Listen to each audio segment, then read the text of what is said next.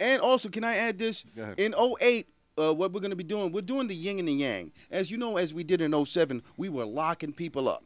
And in '08, what we're going to do is You we're going liked to. it too. Oh, man, I loved it because if you act stupid, you had to go. Quick. But what we're going to do is we're going to add those components of ball players who do charitable work. I can't say it. Thank you, Georgia. Charitable work.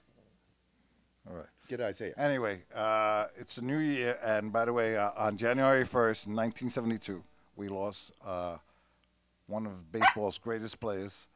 He was definitely Puerto Rico's greatest player, which was Roberto Clemente, and we had an interview with Rusty Torres, who wore number 21 when he was with the New York Yankees in 1971 and 1972. And he said a little something, so right after this, we're going to go to Rusty. But for all you guys, have a happy new year. Have a happy new year. And get a good seat. What influence, if any, did Roberto Clemente have on you? What amazed me about Roberto Clemente is that nobody had a bad word to say about him.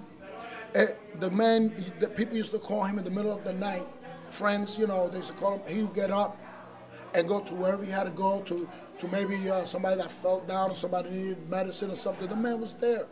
I heard stories from Orlando Cepeda, Jose Antonio Pagan, Julio Navarro, all these guys, Ruben Gomez, all these guys used to sit down. And when all these guys used to sit down and Roberto was there, all they did was listen to him.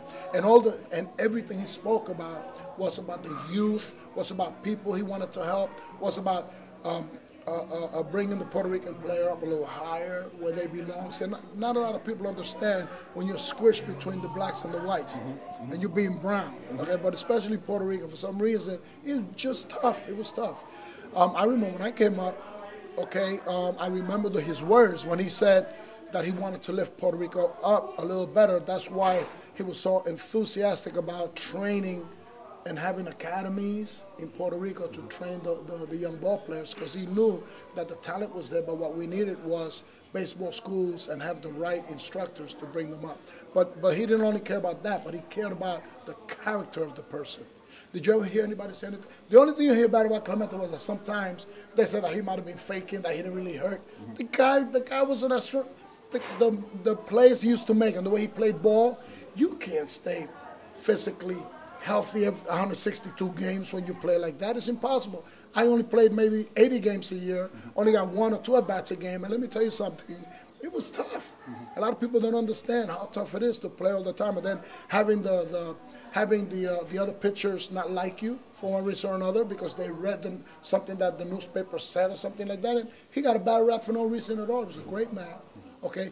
And I'll tell you what, I was in his house the night before he went on that trip that he was going to Nicaragua. I was at his home just the night before, okay, because he invited all of us to his house. They were just about finishing his house, and he had he showed us his World Series ring, and they had just beat the Baltimore Orioles, tremendous series. We remember that. One of my favorite times. Right, and he had his the gift they gave him. They used to give a Corvette. This year they gave the Dodge Charger, and he had it in his garage, and we went over there, and it was the saddest thing. We lost a great human being. I had a stint with the Pittsburgh Pirates in 1981.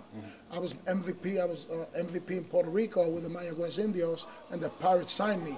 So, the Pirates signing me. What rings a bell? Roberto. So I said, maybe at the end of my career I can play for the Pirates a couple of years. Wow, that'd be awesome, right? So I went to spring training. During spring training, I was with Willie Stargell.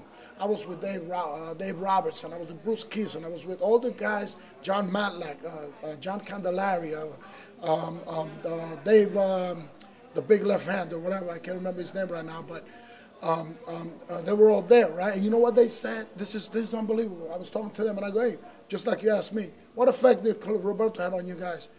And they started going, this guy Clemente was tremendous. He helped me hit 300. He helped me 330.